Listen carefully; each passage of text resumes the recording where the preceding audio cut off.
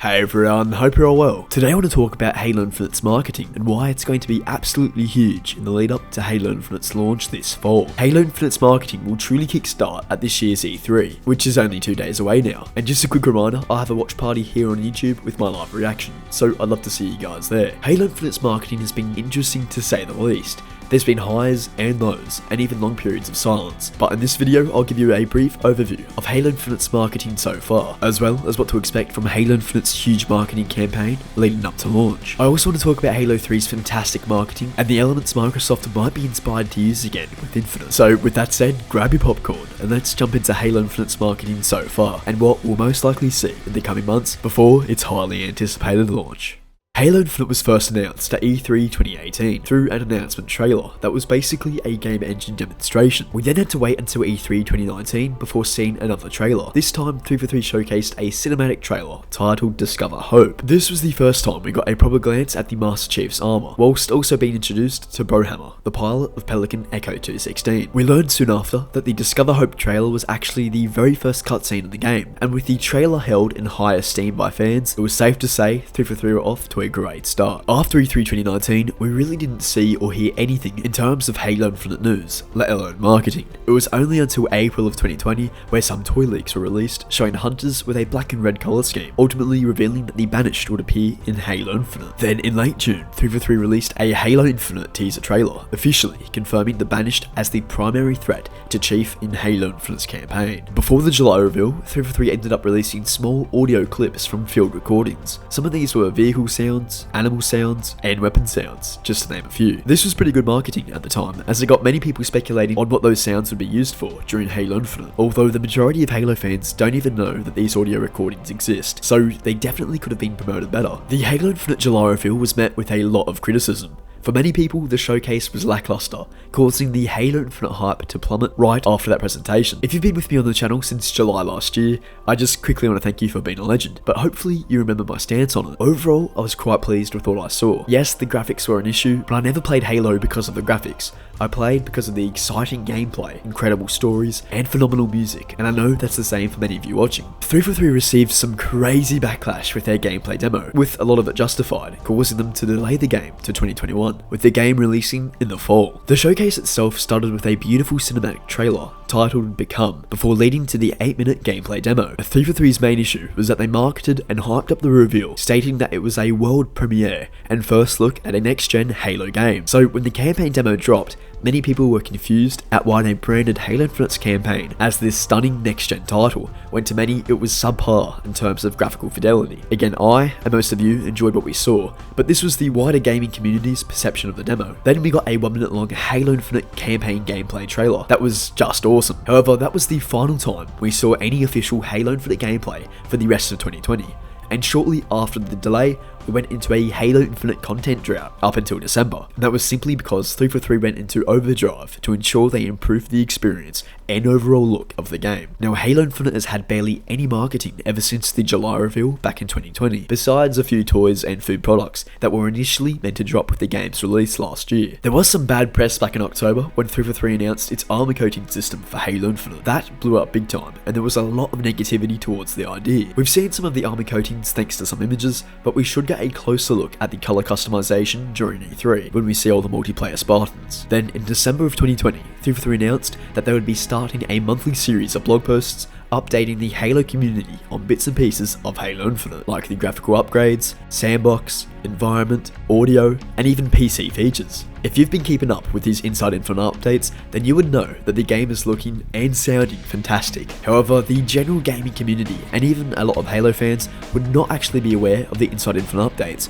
because as I said, they were mainly created for us Halo fans, just itching for Halo Infinite content. There's been no gameplay footage of Halo Infinite since the 2020 July reveal, so many of those people that lost hype back then definitely wouldn't be interested in wordy blog posts. But now, you're all caught up on the marketing of Halo Infinite so far. E3 is 343 and Microsoft's chance to get the hype and attention back on Halo Infinite once again. One thing you guys need to realise is that in reality, the marketing for Halo Infinite will basically restart at E3, because then in those final 5 months before launch, Microsoft will go big to ensure their flagship title gets the attention it deserves. There's been a lot of discussion about E3 this Sunday and what to expect from Halo Infinite. Definitely expect a huge focus on Halo Infinite multiplayer, with a short 1 to 2 minute trailer and campaign, as well as a multiplayer beta. It should be a memorable event. I just want to quickly share why I think Halo 3's marketing was the best in the series, and why Halo Infinite can learn from what Halo 3 did so successfully. Halo 3 was one of the most anticipated games of all time, if not the most, and I think you guys would agree on that. This was purely because of the game being promoted as the final Halo game, the end of the Master Chief's journey, with the stakes being at an all-time high. Not only that, the Believe marketing campaign was honestly nothing short of spectacular. It felt so goddamn real, and I just want to play this short clip to you where a UNSC sniper and UNSC sergeant reminisce the battle between the humans and Covenant on Earth, whilst also talking about the Master Chief's heroism. Seriously, the acting is pretty great here. Check it out.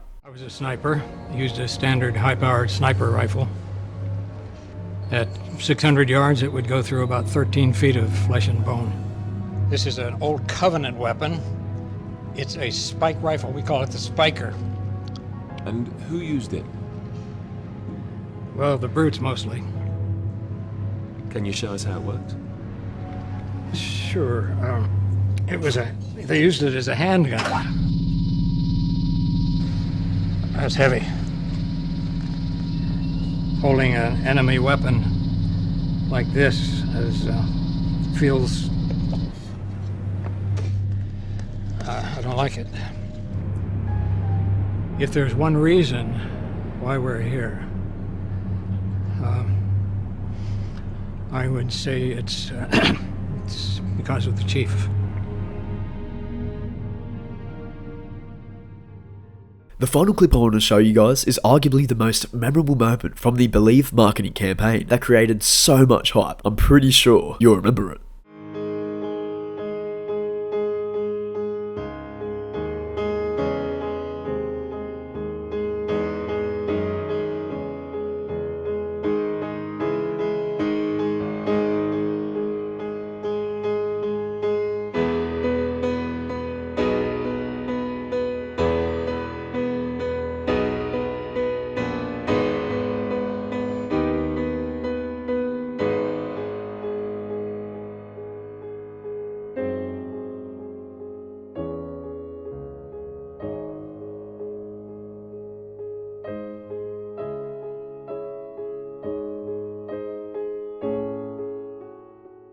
That ad in particular helped portray the Master Chief as a hero in the story, rather than just being a super soldier that can take waves of enemies on at once. Instead, the Master Chief inspired hope, which is why the soldiers looked up to him and believed they could win the war. Imagine if 343 did something similar for a Halo Infinite promotion after E3.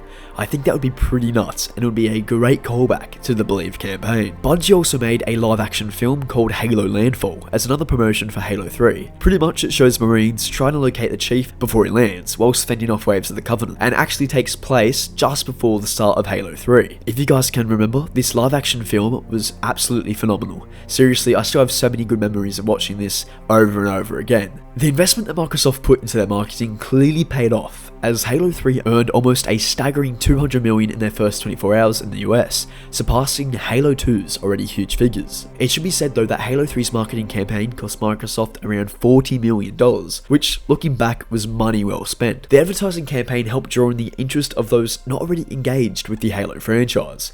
Many people who hadn't played Halo before were interested and intrigued of the one everyone called Master Chief. This has to happen with Halo Infinite's marketing. It needs to get people excited and hyped about playing as the Master Chief again. We know the Banished have pretty much wiped out the majority of UNSC forces on Zeta Halo, so they could create a marketing campaign around becoming the Master Chief and defeating this brutal enemy known as the Banished. Halo has had live action trailers for every Halo ever since Halo 3, so I definitely think Microsoft has prepared a live action trailer for Infinite, and this is something that would release closer to Halo Infinite's launch, maybe a month or two before, and as long as it's epic and full of heroism, it should do very well on the big screens. Like I said at the start of this video, Halo Infinite's marketing is going to be huge in the lead up to its release, with Halo Infinite's marketing going full steam ahead June 13th. And from that date, Microsoft will have roughly 5 months to execute some amazing advertisements to get everyone hyped over Infinite. Halo Infinite truly is a make or break for 343 Industries, and more importantly, the Halo franchise.